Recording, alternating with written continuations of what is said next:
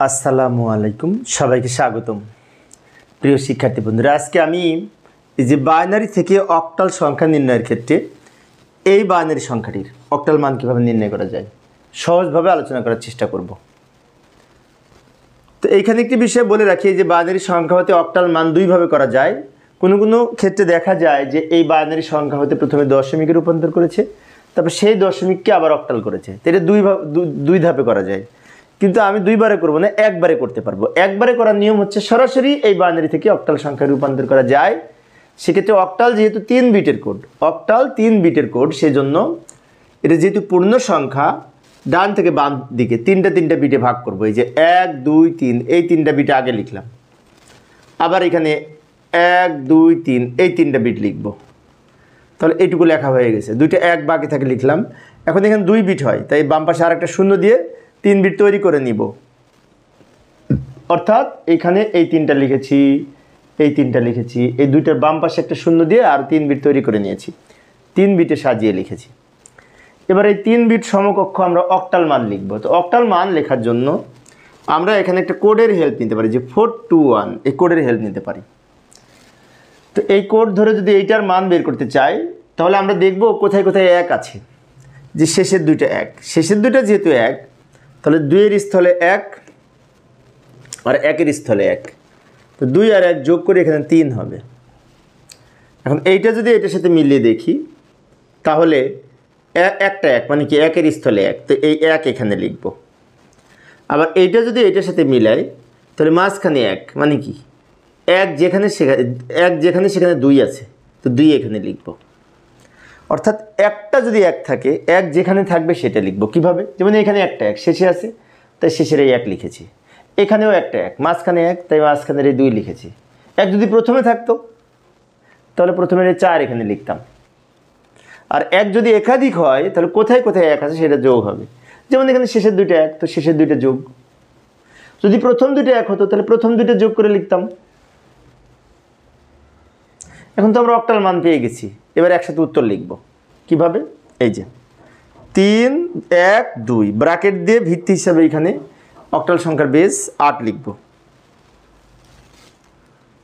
তো এইভাবে আমরা সমাধান করতে পারি। আচ্ছা, আরেকটা দেখাচ্ছি, আরেকটা অঙ্ক দেখাচ্ছি। এই যে এইটা, তো এই অঙ্কটা সমাধান করব। তো তিনটা বিটে ভাগ করি।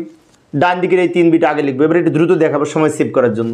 তারপর এই 3টা বিট লিখবো, 1 2 3 এই 3টা বিট। এখন বাম দিকে একটা 1 বাকি থাকে, তাহলে কয়টা শূন্য নিতে হবে? 2টা শূন্য। 2টা শূন্য এদিকে নিব না এদিকে নিব?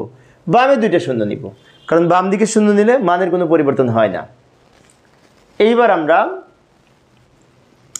এইখানে এইগুলোর সমকক্ষ অক্টাল মান লেখার জন্য কোডের হেল্প নিতে পারবো। 421 এই কোডের হেল্প নিতে পারবো। যেমন এই কোড ধরে যদি করতে চাই, তাহলে শেষে 1, তার মানে কি এই 1 এখানে লিখব। আবার এখানে মাঝখানে 1, তার মানে কি 2 এখানে লিখব। আবার এখানে 3টা 1 মানে কি এই 3টা যোগ হবে। 3টাই যেহেতু 1, 4 এর স্থলে 1, 1 এর স্থলে 1, 2 এর স্থলে 1, তাই 3টা যোগ করে এখানে লিখব। 4 আর 2 6 আর 1 7। এবারে একসাথে উত্তর লিখব, 1 2 7 ব্র্যাকেট দিয়ে ভিত্তি হিসাবে 8 লিখব, কারণ অক্টাল সংখ্যার ভিত্তি হচ্ছে 8। তো এই হচ্ছে এগুলো পূর্ণ সংখ্যা, তাই না? কোনো পয়েন্ট নাই। এখন যদি পয়েন্ট থাকে, তাহলে কিভাবে করব? সেই ধরনের একটা সংখ্যা এখন আমি সমাধান করব। যদি পয়েন্ট থাকে কিভাবে করব? এই যে লক্ষ্য করি, পয়েন্টযুক্ত সংখ্যা 0 পয়েন্ট, এই সংখ্যাটি পয়েন্ট আছে না? তো এটা কিভাবে করব? ভালো করে লক্ষ্য করি।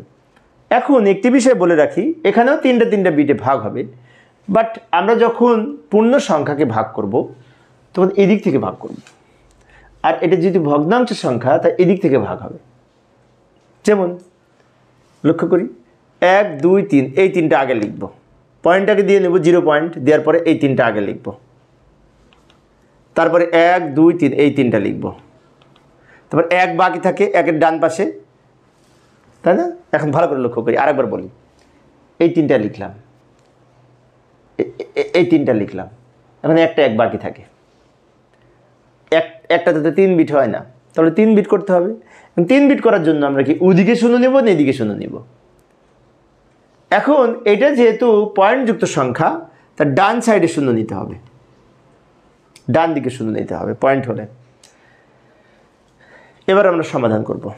এখন এই কোড ধরে করব, দুই দিকে 1, তার মানে কি এইটা আর এটা যোগ করে 5 হবে, দুই প্রান্তের দুইটা যোগ করে। প্রথম দুইটা 1, তা প্রথম দুইটা যোগ করে কত হবে? 6 হবে।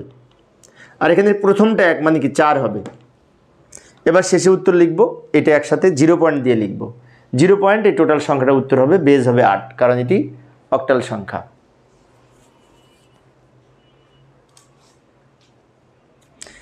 তো এই হচ্ছে এই পয়েন্টযুক্ত সংখ্যাকে বাইনারিতে রূপান্তর, বাইনারি হতে অক্টাল সংখ্যায় রূপান্তর।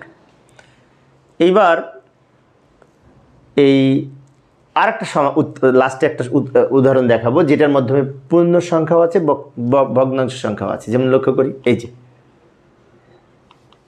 এই অঙ্কটা, এখানে পয়েন্টের আগেও সংখ্যা, পরেও সংখ্যা। পয়েন্টের পূর্বের যে সংখ্যা এটা পূর্ণ সংখ্যা, আর পয়েন্টের পরের যেটা ভগ্নাংশ সংখ্যা। এটাকে কীভাবে অক্টালে রূপান্তর করবো, তাই না? আবার সেই কোড ধরে করতে পারি। তো ভালো করে লক্ষ্য করি, প্রথমে সাজায় 3 বিট করে। তো সাজানোর সময় অনেকে হয়তো এখান থেকে সাজাবে, আবার অনেকে হয়তো এখান থেকে সাজাবে। হ্যাঁ, দুই দিক থেকে সাজাতে হবে, কিন্তু এখান থেকে দুই দিকে যাবে, এখান থেকে দুই দিকে যাবে, এইদিকে। যেমন লক্ষ্য করি, প্রথমে পয়েন্ট যেখানে ছিল সেখানে রাখলাম, রাখার পরে পয়েন্টের পূর্বে এই 3টা বিট লিখলাম, তারপরে এই 3টা বিট লিখব। তো একটা 1 বাকি থাকে, 1-এর বাম পাশে কয়টা শূন্য হবে? 2টা শূন্য নিয়ে 3 বিট তৈরি করলাম। আমি আরেকবার বলি, পয়েন্টের আগে যেটুকু ছিল এদিক থেকে ভাগ করতে করতে আসলাম, এবার পয়েন্টের পরে যেটুকু আছে এদিক থেকে ভাগ করতে করতে যাব। যেমন এই যে এইটুকু আগে লিখব, তারপরে 1-1। এখন 1-1-এ কিন্তু 3 বিট হয় না, তাহলে আরেকটা শূন্য নিতে হবে, শূন্যটা ওদিকে নিব। ভালো করে লক্ষ্য করি, এখানে যখন এই পয়েন্টের বাম দিকে এদিকে শূন্য নিতে হবে, আর পয়েন্টের ডান দিকে ওদিকে শূন্য নিতে হবে। কারণ পয়েন্টের বামে, পূর্ণ সংখ্যার বামে শূন্যের কোনো মূল্য নাই, একাধিক শূন্য লিখলেও মান পরিবর্তন হয় না।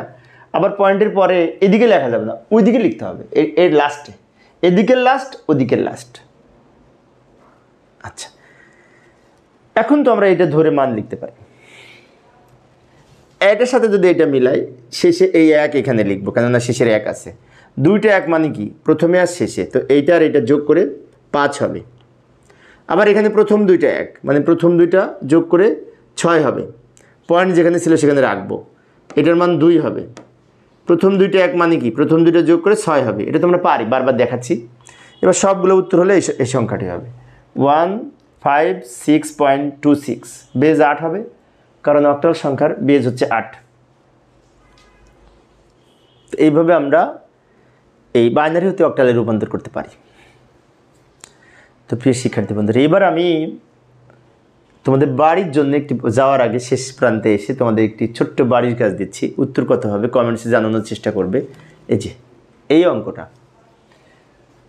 এটা পয়েন্টের পূর্বেও আছে, পরেও আছে, তাই না?